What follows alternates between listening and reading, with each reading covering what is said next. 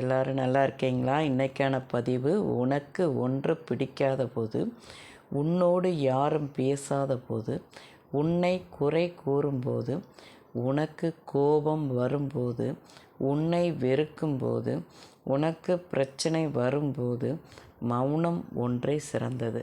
கண்டிப்பாங்க. அதாவது பார்த்திங்கன்னா, இந்த உலகத்தில் நம்மளை நிறைய பேருக்கு பிடிக்காமல் போகலாம்.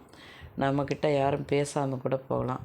நம்மளை குறை சொல்லுவாங்கள்ல, குறை சொல்லிகிட்டே இருப்பாங்க.